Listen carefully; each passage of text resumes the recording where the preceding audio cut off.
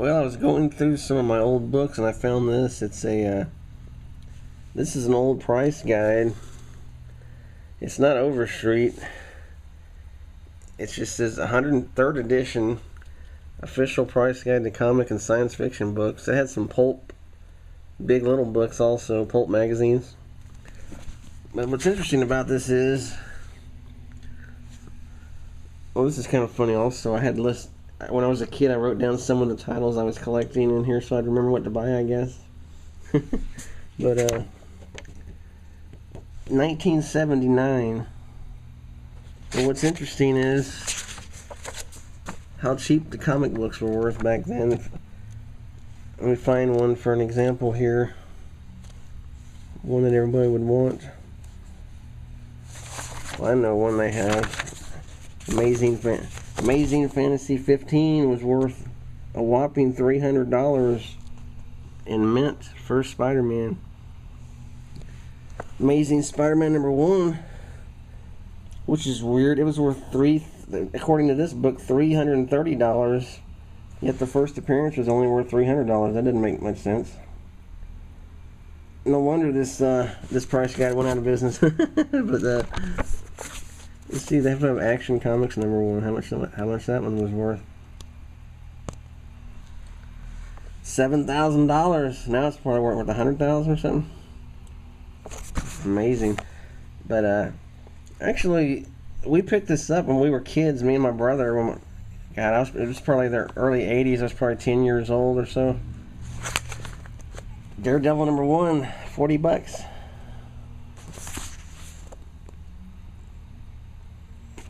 But Daredevil Battles Hitler #1, $600.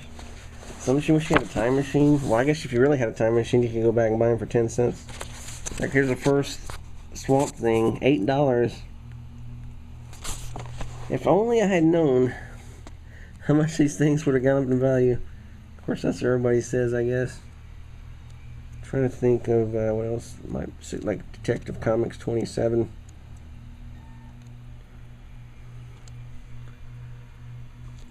First Batman, $4,000.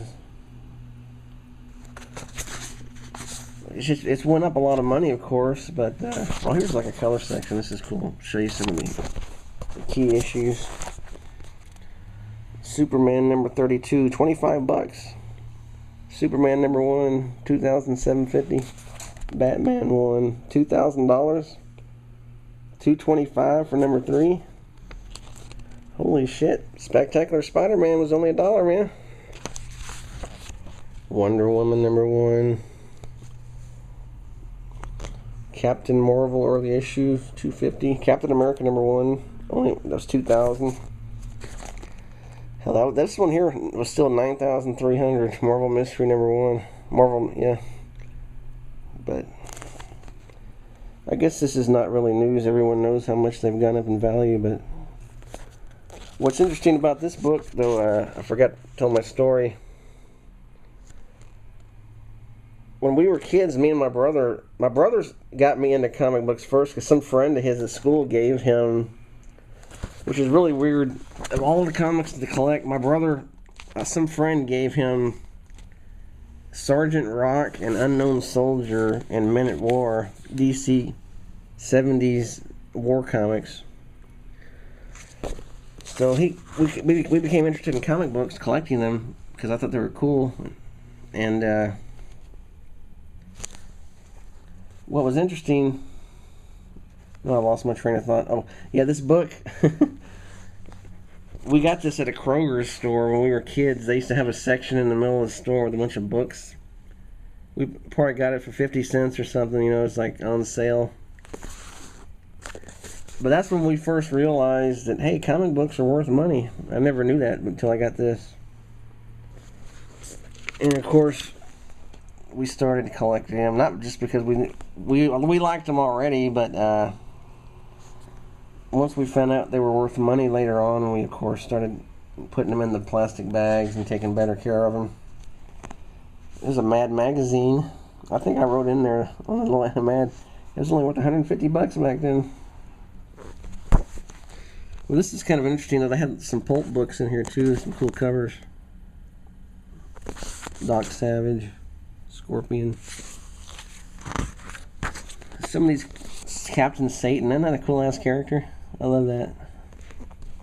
Wolf, the Wu Fang. It's like Wu Tang. Is that where they got their name, the Wu Tang Clan? Dr. Yen Sin. Oriental Stories. Thrilling Mystery. Octopus. Spider. Secret Six. I guess I'll film all of these for you. Captain Hazard. And these pulp magazines are pretty cool too. This one's worth $1,000. They're cool. They got some cool covers.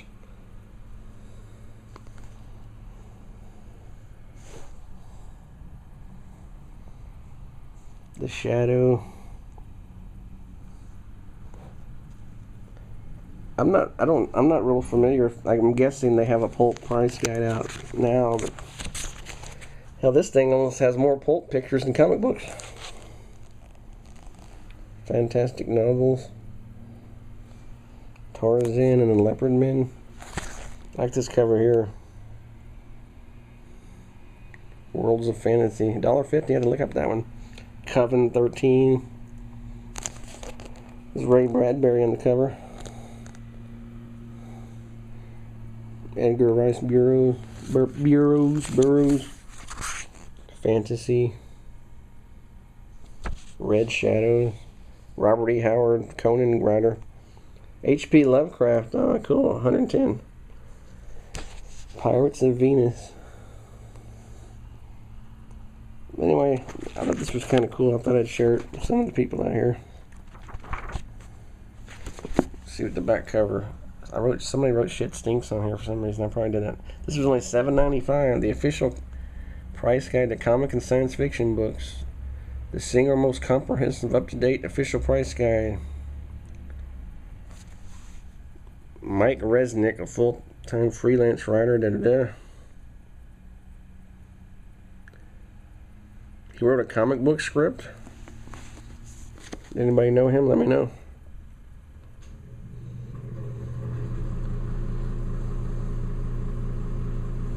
House of Collectibles. There's the side of it. But this is like a blast from the past. I just happened to find this. This is what. It's kind of amazing though how cheap some of these comic books were in 1979 if you'd been collecting them. Let's look up a few key issues here. Avengers #1. See how much that one was worth. $120. Of course, when we were kids, that was a hard-on. Oh my God! Some of these old comic books are worth $100. We're gonna be rich one day buying all these comic books. Of course, we realize now, as I've said in one of my other videos, most of your comic books aren't really worth shit. Well, I can take that back. I mean, if you get some of these key issues, of course they're worth the money, but a lot of the no-name issues, even from the 40s and 50s, unless they're in mint condition, they're not worth that much, as you would think. Let's see. I know because I've tried selling a bunch of them on eBay, and you don't ever get what the price guide says they're worth. The Marvel Spotlight #5, they don't even mention first Ghost Rider. It was worth $1 back then.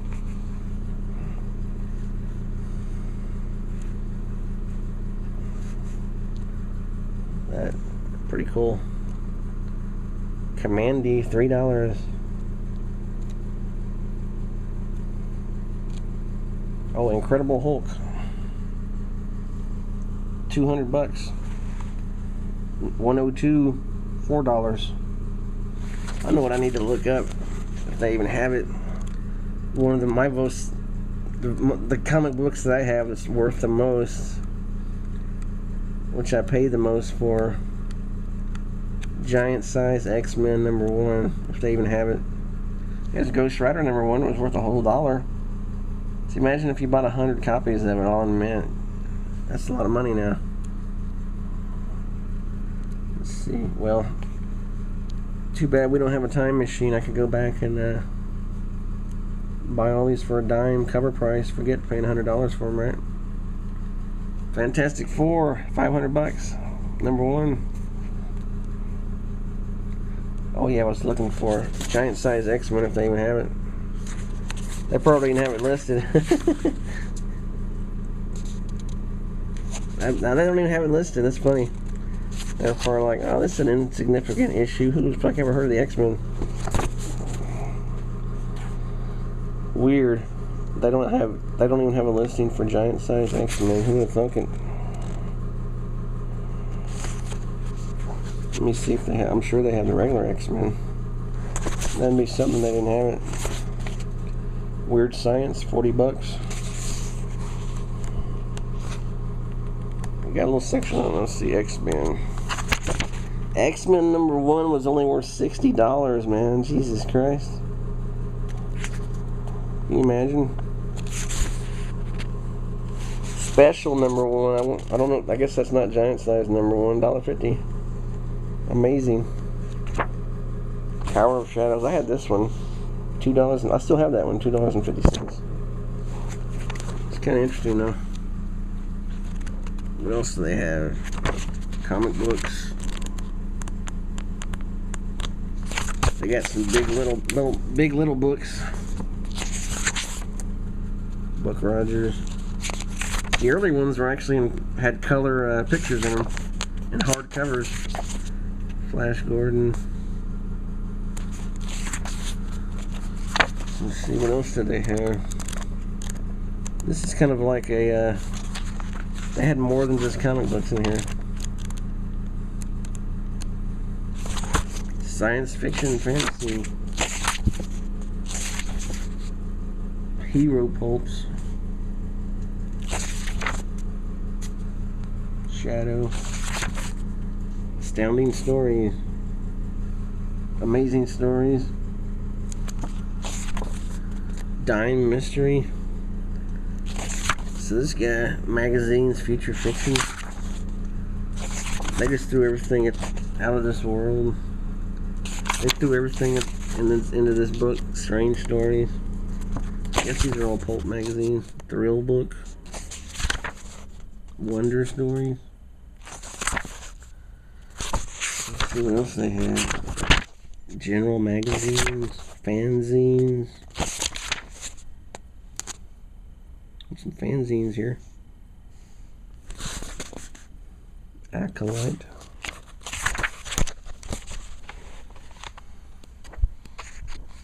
Works of Edgar Rice Burroughs.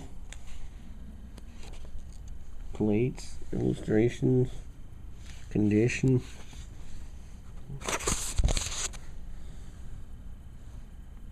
I guess this is Edgar Rice Burroughs. I don't know what they mean by plates.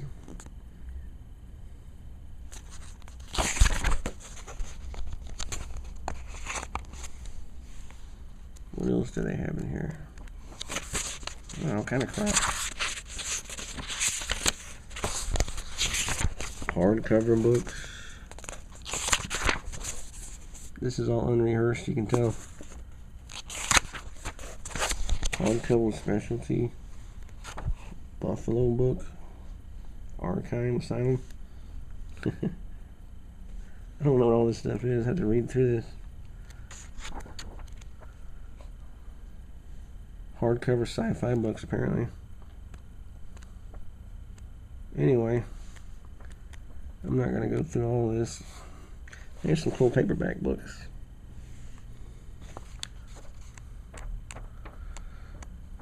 Star Trek memorabilia, scripts, videotapes. No DVDs back then.